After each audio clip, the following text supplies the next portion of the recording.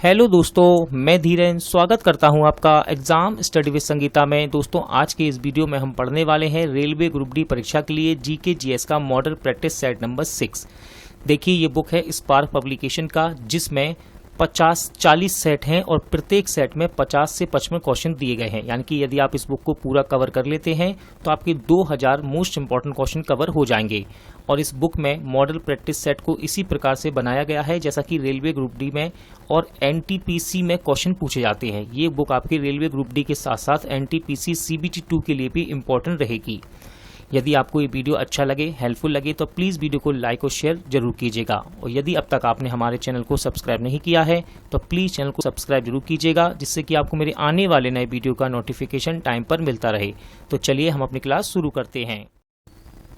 चलिए स्टार्ट करते हैं सेट नंबर 6। पहला क्वेश्चन है, सरकारों द्वारा एकात्मक और संघीय रूप में वर्गीकृत करने का आधार क्या है?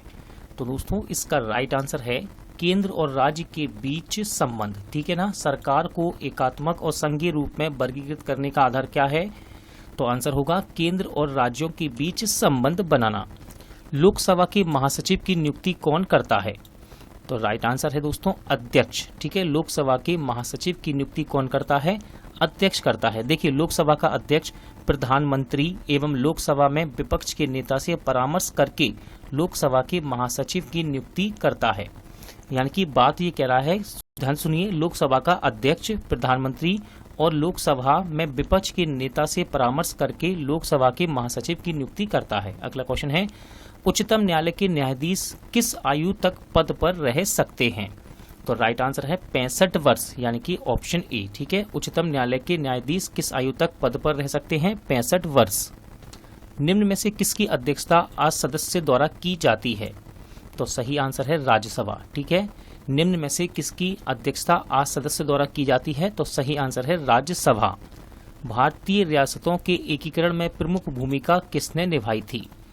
भारतीय रियासतों के एकीकरण में प्रमुख भूमिका किसने निभाई थी? तो सही आंसर हो जाएगा वल्लभ भाई पटेल और बीपी मेनन ने। याद रखिएगा, वल्लभ भाई पटेल, सरदार वल्लभ भाई पटेल और बीपी मेनन ने भारतीय रियासतों को एकीकरण में प्रमुख भूमिका इन्होंने निभाई है। निम्न में से कौन सा वायसराय अपनी अंडमान यात्रा के दौरान एक दोषी का शिकार बन गया था? सही आंसर है मेयो। ठीक है, लॉर्ड मेयो। देखिए, 8 फरवरी 1872 को पोर्ट ब्लेयर में एक अफगानी पठान शेर अली ने लॉर्ड मेयो की हत्या कर दी थी। किसी फर्म द्वारा उत्पाद की एक अतिरिक्त यूनिट पैदा करके कुल लागत में वृद्धि को कहते हैं? तो उसे कहा जाता है सीमांत लागत। ठीक है, याद रखिएगा, किसी फर्म द्वारा उत्पाद की एक अतिरिक्त यूनिट पैदा करके कुल लागत में वृद्धि को क्या कहते हैं? सीमांत लागत। मनुष्य के मस्तिष्क का सबसे बड़ा भाग क्या है? तो दोस्तों, मनुष्य के मस्तिष्क का सबसे बड़ा भाग क्या है? तो यह है प्रामस्तिष्क, यानी कि ऑप्शन सी आपका राइट आंसर रहेगा। इंपॉर्टेंट क्वेश्चन है ये, याद रखिएगा। मनुष्य के मस्तिष्क का सबसे बड़ा भाग क्या है? प्रामस्तिष्क। वर्षा के दौरान किसी खेत में एक से अधिक फसल पैदा करने को क्या कहते हैं? तो आंसर है इसका बहुशस्य उत्पादन। ठीक है, वर्षा के दौरान किसी खेत में एक से अधिक फसल पैदा करने को क्या कहते हैं? बहुशस्य उत्पादन। देखिए, एक सत्र के दौरान एक खेत में एक से अधिक फसल पैदा करना बहुशस्य उत्पादन, यानी कि मल्टीपल क्रॉपिंग कहलाता है। देखिए, यहाँ पर ऑप्शन कट रहे हैं, लेकिन क्वेश्चन बहुत ही ज्यादा इंपॉर्टेंट है। मैं आपको क्वेश्चन पूरा करवाऊंगा। सकल घरेलू उत्पाद यानी कि जीडीपी और सकल राष्ट्रीय उत्पाद यानी कि जीएनपी के मुख्य बीच अंतर क्या है? मैं आपको ऑप्शन देता हूं। देखिए, फिर से क्वेश्चन पढ़ देता हूं। सकल घरेलू उत्पाद और सकल राष्ट्रीय उत्पाद के बीच मुख्य अंतर क्या है? तो अंतर होगा विदेशों से शुद्ध विदेशी आय का, यानी कि ऑप्शन डी इसका राइट आंसर है। देखिए, सकल घरेलू उत्पाद में विदेशों से प्राप्त शुद्ध विदेशी आय जोड़ने पर सकल राष्ट्रीय उत्पाद प्राप्त होता है। विदेशों से प्राप्त शुद्ध आय की गणना हेतु देशवासियों द्वारा विदेशों में अर्जित आय में से विदेशियों द्वारा देश में अर्जित आय को घटाया जाता है। नाबार्ड क्या है? इंपॉर्टेंट क्वेश्चन है, नाबार्ड क्या है? तो दोस्तों, ये एक वित्तीय संस्था है। ठीक है, नाबार्ड क्या है? एक वित्तीय संस्था है। देखिए, नाबार्ड, इसको हिंदी में कहते हैं राष्ट्रीय कृषि तथा ग्रामीण विकास बैंक। देश में कृषि एवं ग्रामीण विकास बैंक हेतु वित्त उपलब्ध कराने वाली ये एक शीर्ष संस्था है। और नाबार्ड की यहाँ पर स्थापना जरूर पूछी जाती है एग्जाम में। तो इसकी स्थापना 12 जुलाई 1982 को की गई थी। भारतीय प्रायद्वीपीय ब्लॉक की केंद्रीय उच्च भूमिका बनी है? तो याद रखिएगा, भारतीय प्रायद्वीपीय ब्लॉक की केंद्रीय उच्च भूमिका बनी है अग्नेय और कायांतरित सेलों से। ठीक है, भारतीय प्रायद्वीपीय ब्लॉक की उत्तरी भाग केंद्रीय उच्च भूमि कहलाती है। ये ठोस अग्नेय और कायांतरित सेलों से बनी हुई है। निम्न में से कौन सा नवीनीकरणीय संसाधन है? तो देखिए, नवीनीकरणीय संसाधन है वन। ठीक है, याद रखिएगा, वे प्राकृतिक संसाधन जिन्हें समाप्त होने के बाद पश्चात पुनः प्राकृतिक एवं जैविक रूप से प्राप्त किया जा सके उसे नवीनीकरण संसाधन कहते हैं। किसी मरुभूमि में मृदा अपवर्तन को रोका जा सकता है, तो इसको रोका जा सकता है पेड़ लगाकर, यानी कि वनारोपण द्वारा। ठीक है, किसी मरुभूमि में मृदा अपवर्तन को कैसे रोक सकते हैं? पेड़ लगाकर या फिर वनारोपण द्वारा। प्रतिरक्षण निष्क्रिया किसका प्रयोग करके प्रतिरक्षियों को बनाने की एक परिघटना है? तो यह है प्रतिजनों। ठीक है, प्रतिरक्षण निष्क्रिया प्रतिजनों का प्रयोग करके प्रतिरक्षियों को बनाने की एक परिघटना है। अगला क्वेश्चन है क्वेश्चन नंबर 16, निम्न में से कौन सा एक पोषीय परजीवी है? तो दोस्तों एस्केरिस, यानी कि ऑप्शन ए। ठीक है, एस्केरिस एक पोषीय परजीवी है। देखिए, एक पोषीय परजीवी वे होते हैं जो अपना पूरा जीवन एक ही आश्रय पर गुजार देते हैं। निम्न में से किस अम्ल का संश्लेषण मानव आमाशय में होता है? इंपॉर्टेंट क्वेश्चन है, साइंस से पूछा जाने वाला। तो राइट आंसर है हाइड्रोक्लोरिक अम्ल। ठीक है, हाइड्रोक्लोरिक अम्ल का संश्लेषण मानव आमाशय में होता है। देखिए, आमाशय की ऑक्सीटिक कोशिकाओं से हाइड्रोक्लोरिक अम्ल निकलता है जो भोजन के साथ आए हुए जीवाणुओं को नष्ट कर देता है तथा एंजाइम की क्रिया को तीव्र कर देता है। फाइलेरिया का संचार किसके द्वारा किया जाता है? इंपॉर्टेंट क्वेश्चन है दोस्तों, फाइलेरिया का संचार किसके द्वारा किया जाता है? तो ये किया जाता है क्यूलेक्स मच्छर के द्वारा। ठीक है, याद रखिएगा। देखिए, फाइलेरिया रोग एक परजीवी के कारण होता है। इस रोग का संचार रक्त चूसने वाले कीटों जैसे कि मच्छर, मक्खी आदि से होता है। पानीपत की तीसरी लड़ाई किसके बीच लड़ी गई थी? तो राइट आंसर है मराठा और अफगान के बीच। ठीक है, याद रखिएगा, पानीपत की तीसरी लड़ाई किसके बीच लड़ी गई? मराठा और अफगान के बीच। क्रिप्स के प्रस्तावों को किसी ध्वस्त होते बैंक में उत्तर दिनांकित चेक किसने कहा था? देखिए, इसका राइट आंसर है गांधी जी, यानी कि ऑप्शन बी। ठीक है ना, गांधी जी ऑप्शन बी में है। क्रिप्स के प्रस्तावों को किसी ध्वस्त होते बैंक में उत्तर दिनांकित चेक किसने कहा? गांधी जी ने। देखिए, क्रिप्स मिशन 1942 का उद्देश्य भारत को ब्रिटेन के पक्ष में द्वितीय विश्व युद्ध में शामिल करना था। युद्ध के उपरांत भारत को डोमिनियन स्टेट का दर्जा दिया जाने का आश्वासन दिया गया, इसलिए गांधी जी ने उत्तरांकित तिथि चेक इसे कहा। रियासत झांसी को भारत में ब्रिटिश साम्राज्य का अंग बनाया गया था। सही आंसर है राज्य अपहरण नीति के माध्यम से। याद रखिएगा, रियासत झांसी को भारत में ब्रिटिश साम्राज्य का अंग कैसे बनाया गया? राज्य अपहरण नीति के माध्यम से। देखिए, झांसी रियासत को 1853 में लॉर्ड डलहौजी द्वारा राज्य हड़प नीति, या इसको हिंदी में कहते हैं, हिंदी में एक नाम से और कहते हैं व्यपगत सिद्धांत, इंग्लिश में कहते हैं डॉक्ट्रिन ऑफ लैप्स, द्वारा ब्रिटिश साम्राज्य में मिलाया गया था। महात्मा गांधी ने अपनी दांडी यात्रा कहाँ से शुरू की थी? महात्मा गांधी ने अपनी दांडी यात्रा कहां से शुरू की थी? तो सही आंसर है साबरमती आश्रम से। देखिए, 12 मार्च 1930 को गांधी जी ने अपने 79 यानी कि 79 समर्थकों के साथ साबरमती आश्रम से दांडी यात्रा प्रारंभ की। 24 दिन के पश्चात लगभग 322 किलोमीटर दूरी तय करके 6 अप्रैल 1930 को गांधी जी ने नमक कानून तोड़ा था। ज्वालामुखियों गतिविधियों से किस प्रकार की झील बनती है? तो दोस्तों, ये बनती है कालडेरा झील। ठीक है, कालडेरा झील ज्वालामुखी गतिविधियों से बनने वाली एक झील का प्रकार है। देखिए, ज्वालामुखी गतिविधियों से कालडेरा झील अथवा इसको क्रेटर झील भी कहते हैं। क्या?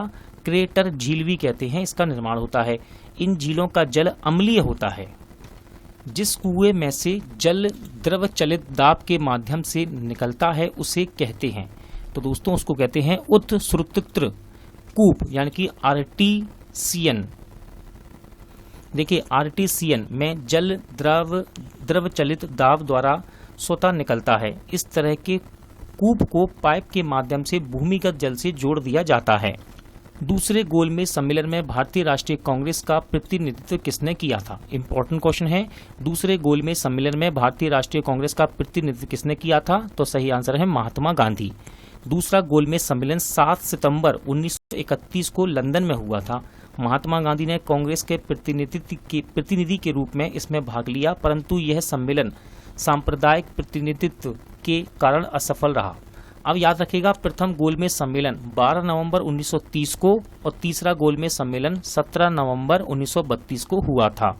पॉलीएस्टर के बने कपड़े धोने के बाद जल्दी सूख जाते हैं क्योंकि, देखिए पॉलीएस्टर के कपड़े धोने के बाद जल्दी सूख जाते हैं क्योंकि दोस्तों पॉलीएस्टर बहुत कम जल का अवशोषण करता है। ठीक है, पॉलीएस्टर कृत्रिम रेशे से बना होता है, याद रखिएगा, तथा इसकी जल अवशोषण क्षमता बहुत कम होती है, इसलिए इसके बने कपड़े जल्दी सूख जाते हैं। निम्न में से कौन सा युग्म मिलान सही है? तो देखिए यहाँ पर निम्नलिखित में से कौन सा मिलान सही है? आप वीडियो को रोक कर आप आंसर लगा सकते हैं। फिलहाल मैं आपको इसका आंसर बताता हूँ। सही आंसर है ऑप्शन सी, यानी कि सिस्मोग्राफ। भूकंप के झटके की तीव्रता का रिकॉर्ड ये इसको करता है। ठीक है, सिस्मोग्राफ क्या करता है? भूकंप के झटके की तीव्रता को रिकॉर्ड करता है। देखिए इस क्वेश्चन के ऑप्शन कट रहे हैं, लेकिन मैं आपको इस क्वेश्चन को पूरा पढ़वा देता हूं, यानी कि आपको याद रहेगा। ये किसी गैस को दाबने पर, ठीक है, किसी गैस को दाबने पर, और इसका आंसर यहीं लिखा हुआ है 28 का ए, यानी कि किसी गैस को दाबने पर दाब तथा तापमान दोनों बढ़ते हैं, इस बात को याद रखिएगा। ठीक है, चलिए आगे बढ़ते हैं। वायुमंडल के ऊपरी भाग में ओजोन परत किसके प्रति सुरक्षा कवच का काम करती है? तो सही आंसर है हानिकारक सौर परावैंगनी किरणों से। ठीक है दोस्तों, याद रखिएगा, वायुमंडल में जो ऊपरी परत है ओजोन परत, वो हमको हानिकारक सौर परावैंगनी किरणों से बचाती है। उड़ सकने वाला एकमात्र स्तनधारी है, देखिए उड़ सकने वाला एकमात्र स्तनधारी है चमगादड़। ठीक है, ऑप्शन डी आपका राइट आंसर रहेगा। अगला क्वेश्चन देखते हैं। सबसे सामान्य स्तनधारी है, तो देखिए सबसे सामान्य स्तनधारी कौन है? तो इसमें है मानव, यानी कि होमो सेपियंस जिसको हम कहते हैं। ठीक है, सबसे सामान्य स्तनधारी कौन है? मानव। वाहन गिर पड़ेगा यदि, देखिए आप ऑप्शन पढ़ सकते हैं वीडियो को रोककर और इसका आंसर लगा सकते हैं। फिलहाल मैं आपको इसका आंसर बताता हूं। वाहन गिर पड़ेगा यदि उसका गुरुत्व केंद्र आधार के बाहर हो। ठीक है ना, वाहन गिर पड़ेगा यदि उसका गुरुत्व केंद्र आधार के बाहर हो। निम्न एक प्रवर्धक उपकरण है, तो सही आंसर है ट्रांजिस्टर। ठीक है, प्रवर्धक उपकरण कौन सा है इसमें से? ट्रांजिस्टर। ठीक है, याद रखिएगा, ट्रांजिस्टर मुख्यतः एक प्रवर्धक यानी कि एम्पलीफायर तथा एक दोलित्र यानी कि ऑक्सीलेटर की तरह प्रयुक्त किया जाता है। इसमें भिन्न अर्धचालकों की दो संधियां बनाई जाती हैं। एकाधिकार प्रतियोगिता की अति महत्वपूर्ण विशेषता है। एकाधिकार प्रतियोगिता की अति महत्वपूर्ण विशेषता है, तो दोस्तों इसकी विशेषता है उत्पाद विभेदन। क्या है? उत्पाद विभेदन। यहूदी एवं ईसाई धर्म का उदय हुआ है। क्वेश्चन एग्जाम में पूछा भी गया है ये। देखिए यहूदी एवं ईसाई धर्म का उदय हुआ है, तो राइट आंसर है फिलिस्तीन में। कहां पर? ऑप्शन डी, फिलिस्तीन में। किसी प्रोग्राम में बग होता है, देखिए कंप्यूटर के क्वेश्चन एग्जाम में पूछे जाएंगे, इंपॉर्टेंट है। ठीक है, जितने भी क्वेश्चन कंप्यूटर से बनते हैं उनको अच्छे से देखिएगा। तो किसी प्रोग्राम में बग होता है, तो बग का मतलब है दोस्तों त्रुटि, यानी कि ऑप्शन बी। ठीक है, कंप्यूटर के किसी प्रोग्राम में त्रुटि का होना बग कहलाता है। इसे दूर करने की इसे दूर करने की क्रिया को बगिंग कहते हैं। क्या? बगिंग। निम्न में से कौन सा कंप्यूटर को टेलीफोन लाइन का प्रयोग करके डाटा आंतरित करने की अनुमति देता है? निम्न में से कौन कंप्यूटर को टेलीफोन लाइनों का प्रयोग करके डाटा आंतरित करने की अनुमति देता है? तो राइट आंसर है मोडेम। ठीक है, तो मोडेम। ठीक है दोस्तों, ये कंप्यूटर को टेलीफोन लाइन का प्रयोग करके डाटा आंतरित करने की अनुमति देता है। निम्न में से किस राज्य में बाल लिंग अनुपात भारत में न्यूनतम है?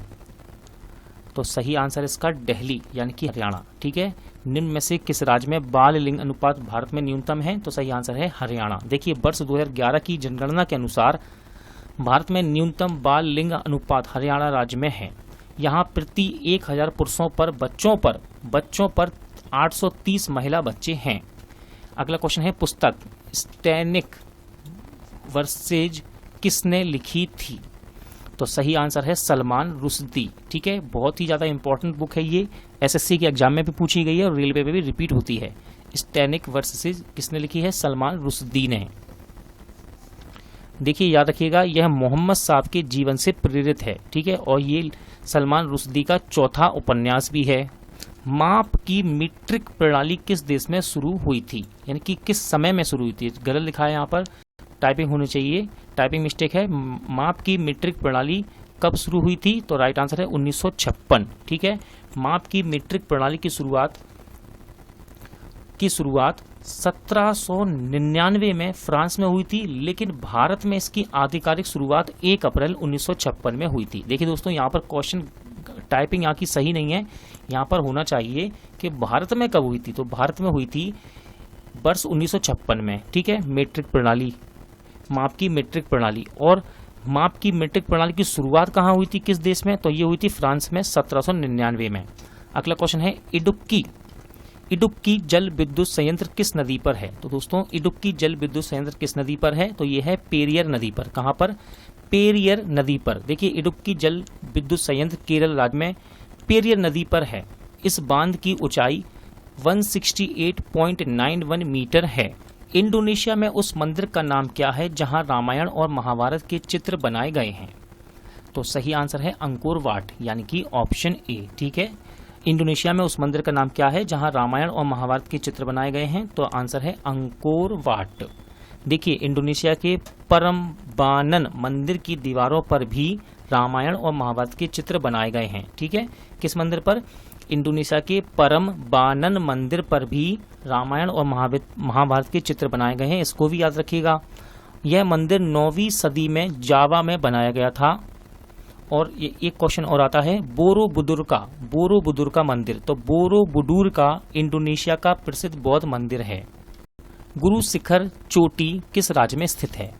गुरु शिखर चोटी किस राज्य में है? तो ये है राजस्थान में, यानी कि ऑप्शन सी। ठीक है, राजस्थान की सबसे ऊंची चोटी है गुरु शिखर, और ये अरावली पर्वत श्रृंखला में माउंट आबू से 15 किलोमीटर दूर स्थित है, और यह चोटी 5676 मीटर ऊंची है। अगला क्वेश्चन है, मलेरिया रोग प्रभावित करता है? तो देखिए, मलेरिया रोग प्रभावित करता है प्लीहा को।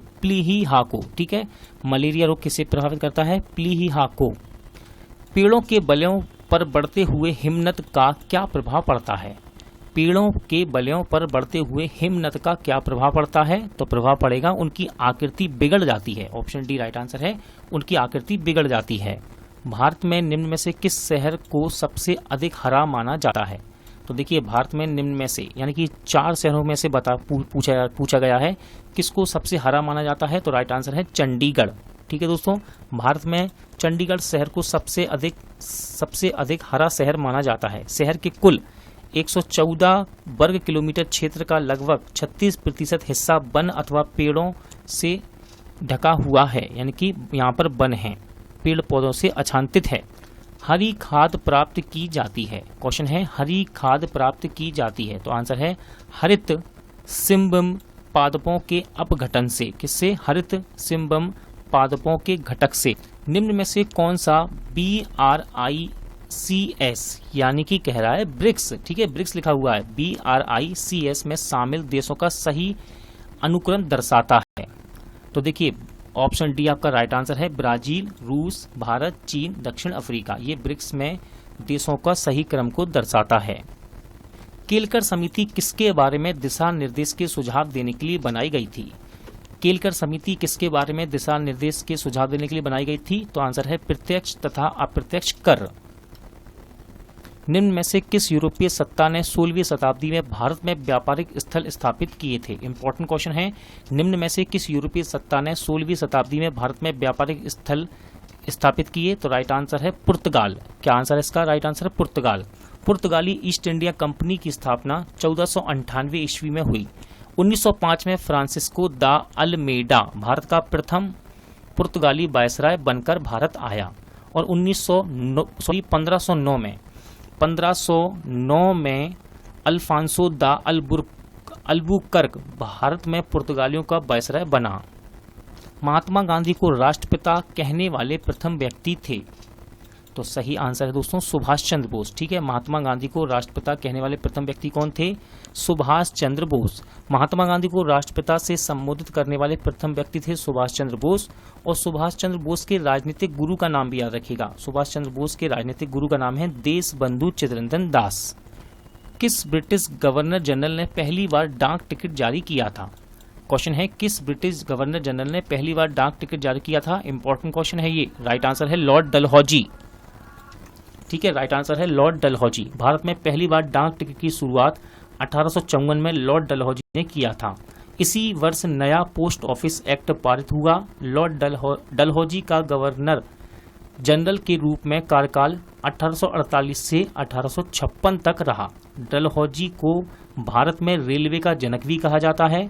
इसी के समय भारत में पहली बार 1853 ईस्वी में बम्बई से ठाणे के बीच प्रथम रेलगाड़ी चलाई गई थी। उत्पाद शुल्क वह कर है जो लगाया जाता है। सही आंसर है माल के उत्पादन पर। इंपॉर्टेंट क्वेश्चन है, ये बार बार रिपीट होता है क्वेश्चन।